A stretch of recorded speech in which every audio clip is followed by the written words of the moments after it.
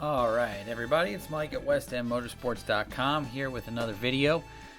We are finally giving you another one. I apologize for the delay, but we've been real busy around here, and organizing this one took a little bit more time in doing.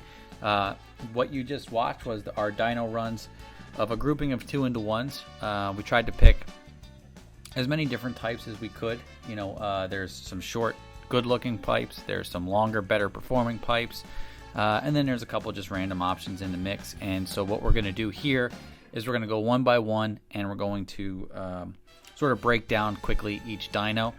If you're not interested in hearing those results, you can watch it, and obviously we put up the overall numbers. But as you're going to see when we sort of go through and break these dyno runs down, you're going to find that there is a lot more to performance and performance gains than just pure numbers. So your max torque and your max power is only really a small part of what we're dealing with here. So just real quick before I get into that, I just want to let you guys know that we've been doing all this work with a guy named Dyno Dave over at JD Cycle in Nazareth. He just so happens to be pretty close to us here, and he's one of the premier dyno tuning guys on the East Coast. I can tell you right now that if you're anywhere within an hour and a half, couple hours of us, whatever you're willing to drive. We're about an hour and a half outside of New York or Philly, and you need a good tune. Bike hasn't been running right or whatever, and you're just looking for a guy to come in and get the absolute best tune you can get on that bike. I highly recommend going with Dave. He's great to work with. He's not a stickler to any one thing. He certainly has his preferences, but he's not stuck and rigid like a lot of these guys are that you often deal with. And so, I find that to be really refreshing, and it's really easy for us to work together because we're both working the same way. So Dave's number is at the top of each one of these dyno charts. If you seriously are considering having your bike dynoed by him, he's very reasonable. It's about the industry average. Call him up, book your time. If you have questions and you'd want to bounce them off of us first, by all means, please do that. We have a lot more people here to answer the phone. Dave's a lot smaller outfit, but if you want to book some time and get him to go over your bike and get it done right, I strongly recommend it. Just by having him take my bike and do that first run without changing parts or anything, I think he got me 8 or 10 foot-pounds just from tuning. So that's the kind of difference that you can make when somebody's good, and these guys are not all made equal, man. The guys at your dealership, some of them might be good, most of them are not. So these guys are hard to find, and he's definitely one of them. So I just wanted to throw a quick shout out to him and a plug, and if you guys are able to get over there and book some time and you need it, then it's great. The bigger your builds get, the more guys like Dave are valuable. So if you're doing just pipe stage 1, stuff like that, not as necessary to get the custom dyno tune, but it would help for sure. But the further you get along into cams, into motor work, stuff like that, that's where guys like Dave are just invaluable. So anyway, so we're done with that. That's out of the way, and we've got our first pipe up here, which is actually a pipe that we don't sell. This is a D&D Billet Cat 2-into-1. Dave had one laying around. D&D is very well known for their performance 2-into-1s. It's actually his preference on twin cams, so we wanted to put it out there and just see what kind of performance we got.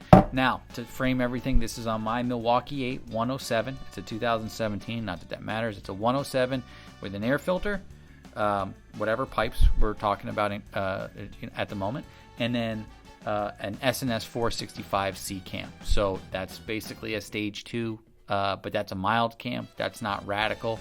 These performance numbers are, with that setup. There's no other motor work done, just so everybody knows. And that is at the bottom of every one of these dyno sheets, so you can see what we're doing, and everything's nice and clear and transparent. So that being said, getting into our D&D here, The big thing that we wanted to point out was how strong this pipe is at the bottom end. So you can see it starts out at 100 just like immediately. That's out of the gate. And before you're at 2,500 RPMs, it's way up into the, touching 120 range. That is low-end power, man. If you are looking to have roll-on low-end power, which the Milwaukee 8 kind of tends towards to begin with, that is the way to get it. So our max numbers here are 118.03 and 104.28. Solid numbers, good horsepower numbers. If I'm not mistaken, that might be the best overall horsepower that we got out of any 2-in-1, and not the best overall torque, but you are getting the torque immediately. And if you look, this is all very plateaued here. So you're getting a lot of torque for a very long time. Now, it does start to drop at 3,000 RPM. So you're actually losing torque as the horsepower gains here, which goes in hand in hand with these numbers down here. So that 104, and that's basically, it's always a bit of a trade-off, right? So you're going to have that. So that's important. And I wanted to mention that, like I just said, the decline in torque was early. The sound was, well, it's up to you. A lot of guys might hear that and like it. I thought it was a little bit pitchy. I might be biased. We could probably sell these if we wanted to.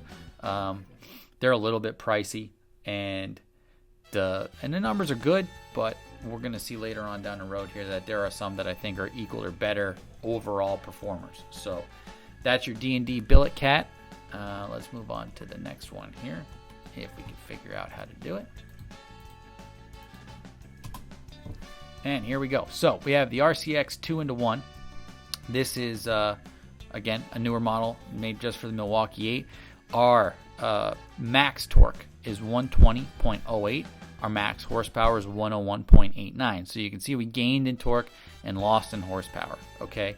Now your horsepower is always going to peak later in the RPMs. So I tend to put a stronger value on torque. We're talking about touring models here. This area of the RPM range is a lot more important than this area for most riders, for your average rider, let's say. Not everybody, but your average rider. So the thing to keep in mind here as compared to our D&D is you can see that we're at 110 foot-pounds right out of the gate, and then we have this nice increasing curve. So we're actually building horsepower. So this is similarly bottom end, although we're losing a little bit of bottom end, but we're gaining throughout the mid-range into the upper RPM. So it's not quite as good on these margins, right? So in the very beginning and in the very end, the D&D performed better overall. But this mid-range section here is strong, and this is a peak, but it's relatively flat. So you're talking about a range of 110 foot-pounds to 120, basically, and you're not wavering. This is not coming down below 110 foot-pounds until you're probably shifting already, So your entire power band, the entire time you're riding, you are right where the power is and this pipe produces. It's reasonably priced. I thought it sounded really good. Really, really impressed with this pipe overall. I think this is our best performer, although you could split hairs. Like I said, if a guy wants more out of the gate power, you could certainly go to D&D and some of the other ones that we're going to look at here. But I'm going to say that this RCX 2-in-1 is the best overall performer. Not night and day differences, but the best overall. Okay, so that's that one. Now we're going to move on. This is your Vance & Hines high output 2-in-1.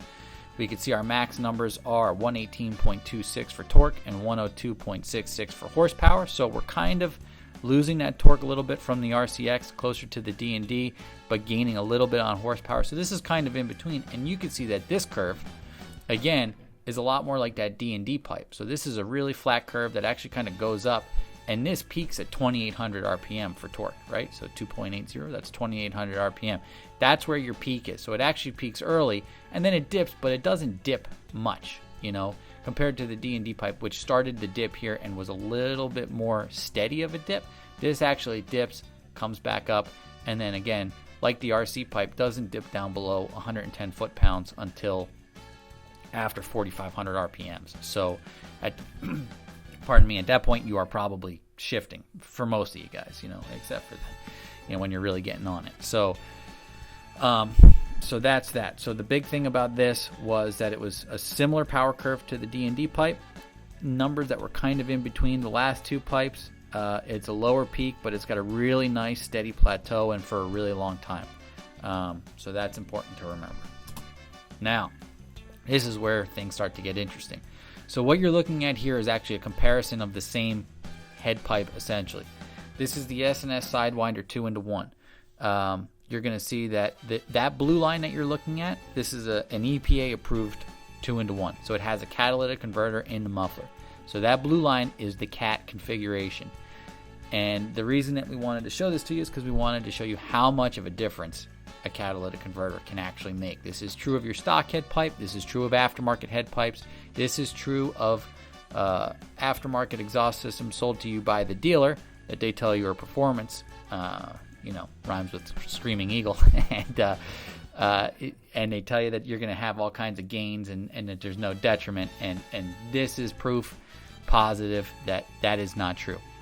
So the red line is the same 2-in-1, the S&S 2-in-1, but we took a different muffler and threw it on there. So we threw a similar sized muffler without a catalytic converter. So you can really see the difference. And so, this is the way that pipe is supposed to run. And what I said earlier about just looking at max numbers, this is where that really comes into play. If you just looked at these max numbers, our max torque's 118.40 and our horsepower is 97.06, which is not great overall, but if you were just looking at that by itself without looking at all these other options, it wouldn't faze you.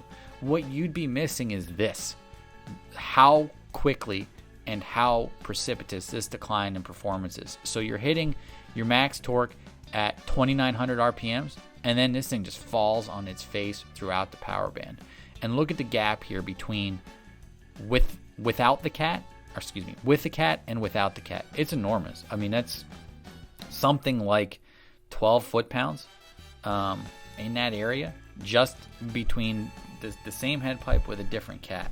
And so that's why it's important to see these dyno graphs and to look at this, because this is what you're missing when you look at that, just the final numbers, just the max output. So same for horsepower. I mean, look at the difference in horsepower here. Look at how once that exhaust really starts to flow, this is where the CAT comes into play, and this is where that CAT is overly restrictive. And they start to get closer here, but they're never in the same ballpark, So this pipe, even without the CAT, you can see that we've got a big gain and then kind of a sharper decline. So that's something to consider, and just kind of something we wanted to throw in there just because of the catalytic converter. Now, this next one is a Python Razor 2-in-1, which is a short side dump turnout type of pipe.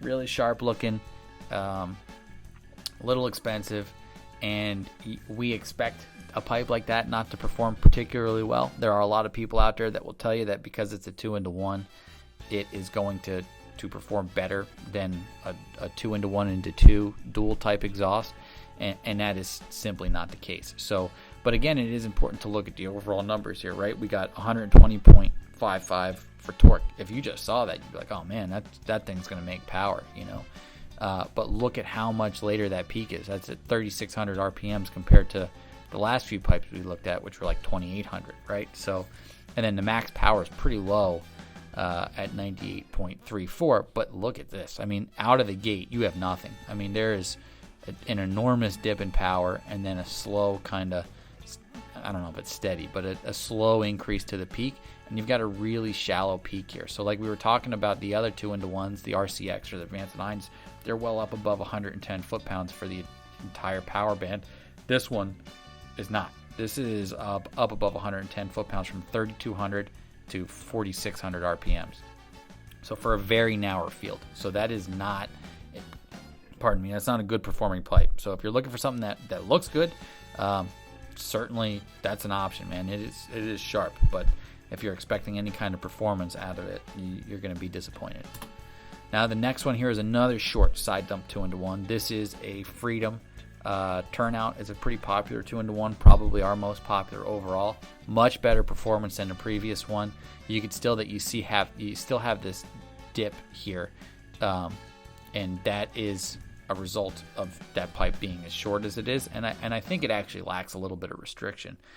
which makes it loud and makes it sound really nice, but you're lacking some restriction there, which I think is causing this dip. Now, you're still above 110 foot-pounds the entire time. So if you had to pick between the two and you wanted to pick a pipe that was somewhat performance-minded, but still looked sharp, and you were looking for a turnout 2-1 because you're extending bags or whatever, I would recommend this one. If you just looked at these numbers, you'd say, all right, it's got better horsepower, but it's 3 less on torque. But again, that's only part of the puzzle here. What you're missing from this comparison to the last pipe is that you're up above 110 foot-pounds throughout the entire power band, and you have quite a bit of horsepower right out of the gate, quite a bit of torque right out of the gate.